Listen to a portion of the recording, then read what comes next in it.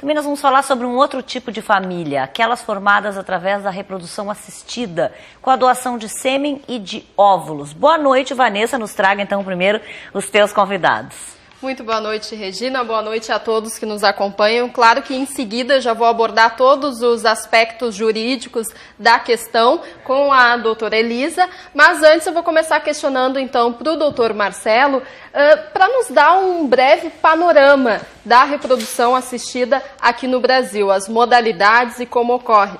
Boa noite, doutor Marcelo. Boa noite. Bom, a reprodução assistida é quando há necessidade de uma intervenção médica para proporcionar o encontro do óvulo com o espermatozoide, né, com os gametas. Então, a técnica mais usada é a fertilização in vitro. A inseminação é um pouquinho diferente, mas hoje em dia o foco é realmente a fertilização in vitro. Então, é a técnica que mais se usa, né, no Brasil. Se falou em congelamento de óvulos, congelamento de espermatozoides, que se lança mão de principalmente gametas, que é óvulo e espermatozoide doado, quando não há a possibilidade daquela pessoa produzir óvulo ou produzir espermatozoide, que pode ser usado para a própria pessoa, pode ser usado de uma doação de uma terceira pessoa, tanto o óvulo quanto o espermatozoide. Agora tem uma novela em voga que também... É o assunto do momento. Mas, enfim, então a reprodução assistida está aí, é uma demanda cada vez maior, né, do uso dessas técnicas, porque as mulheres têm postergado a maternidade cada vez mais, e isso faz com que haja uma diminuição do potencial reprodutivo com a idade feminina e a gente tenha que lançar mão dessas técnicas. Então, assim, rapidamente, quando congelamento de óvulos ou congelamento de espermatozoide, a indicação maior de congelamento de óvulos hoje é quando a mulher não tem mais condições de produzir óvulos com potencial reprodutivo, ou a chamada preservação social, quando ela resolve congelar os seus óvulos enquanto ela é jovem e tem um potencial reprodutivo maior, e ela tem outros projetos de vida que vai ter que postergar a maternidade, e ela passa a usar esses óvulos que foram congelados num determinado momento, posteriormente, né? O congelamento de sêmen, ele é mais usado também em processos que nós chamamos de heterólogos, né? Quando o homem não tem condições de produzir o seu espermatozoide. Então, hoje a condição mais difícil do homem não ter condição, porque ou ele tem o espermatozoide no ejaculado, ou ele tem espermatozoide que pode ser retirado diretamente do testículo. Quando não tem a mínima possibilidade de retirar o espermatozoide do testículo, aí está indicado a técnica de usar o sêmen que foi congelado, um sêmen de banco de sêmen, um sêmen doado. É possível também congelar o seu sêmen quando o homem vai se submeter a um tratamento de câncer, basicamente, que vai usar tratamentos que nós chamamos de gonadotóxico, né, que vai causar toxicidade ao testículo, vai prejudicar a produção de espermatozoide. Então, ele congela previamente ao tratamento de quimioterapia, de radioterapia, para num segundo momento, depois que ele pode ou não recobrar a fertilidade, mas ele tem essa garantia. Bom, agora que a gente já tem esse panorama geral, então, da questão médica, vamos abordar com a doutora Elisa a questão da legislação, ou ausência de legislação, né? Porque a gente não tem uma lei específica tratando do tema. A ausência dessa lei acaba gerando dúvidas, questionamentos, problemas, ou não? Como é que funciona?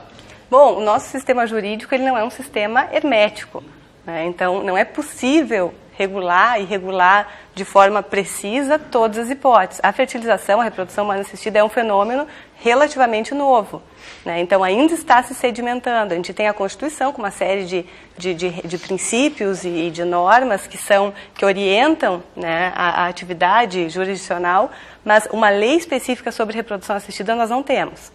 Nós temos uma resolução do Conselho Federal de Medicina que vem a suprir e vem a orientar a atividade dos médicos na sua área e no seu âmbito de atuação, mas falta essa legislação.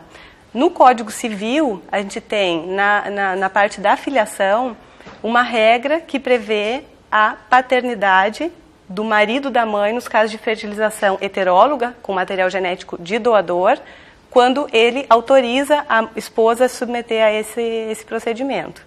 A gente sabe que a reprodução assistida teve o seu boom no final da década de 90. Então agora esses primeiros filhos estão ficando jovens, né? Possivelmente, quando eles atingirem os seus 18 anos, a maioridade, eles vão tentar querer saber quem são os seus pais. E aí a gente vai começar a ter problemas? O primeiro aspecto que eu abordo, eu acho relevante... Só para, desculpe, para clarear um pouquinho, gerados a partir de gametas doados, né? De óvulos doados ou espermatozoides doados. Banco de sêmen daí seria, né? Que o problema tem o link, né? São as fertilizações heterólogas. Existe um potencial problema, hoje já se discute muito isso, que é a possibilidade dessa pessoa gerada por fertilização heteróloga conhecer a sua origem genética. E é a primeira ressalva que precisa ser feita, a gente chama de irmãos, né, com o mesmo ascendente, mas não existe uma relação de paternidade e não existe uma relação de colateralidade nesse parentesco. Né? Então, mesmo que essa pessoa tenha o direito, a partir dos 18 anos, de reivindicar, conhecer a sua origem genética, isso não vai ter relação com paternidade. Ela não pode reivindicar direitos, por exemplo? Não. Heranças? Não, porque a paternidade ou a relação de colateralidade, ela implica justamente no vínculo de parentesco e, por consequência, numa série de direitos e obrigações. Então, a questão sucessória, alimentos, dever de convivência ou direito de convivência. Então, essa é a primeira ressalva que eu acho importante fazer, que não é pai e não é irmão, né? É o ascendente genético. E a legislação prevê algum mecanismo que faça que irmãos... sem saber que tem algum grau de proximidade, né, acabem se encontrando e, enfim, firmando um relacionamento em função desse anonimato do doador? Bom, a resolução do Conselho Federal de Medicina tenta evitar essas situações, determinando que um doador de sêmen possa dar origem a 2 crianças num universo de 1 milhão... 1 milhão, num raio de 1 milhão de habitantes. Então, numa cidade como São Paulo, seria em torno de 15 pessoas geradas do mesmo ascendente. Né? Possível é que essas pessoas venham a se encontrar e eventualmente estabelecer... Mas é difícil, por exemplo, em São Paulo, é difícil. Já houve casos, não de fertilização assistida, que eu tenha conhecimento, mas de uma mãe que deixou a sua filha, depois constituiu família...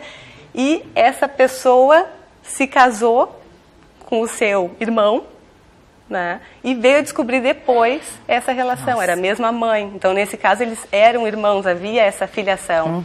Né? E a nossa lei civil, ela veda o casamento entre irmãos. Isso se estende à adoção, porque na adoção...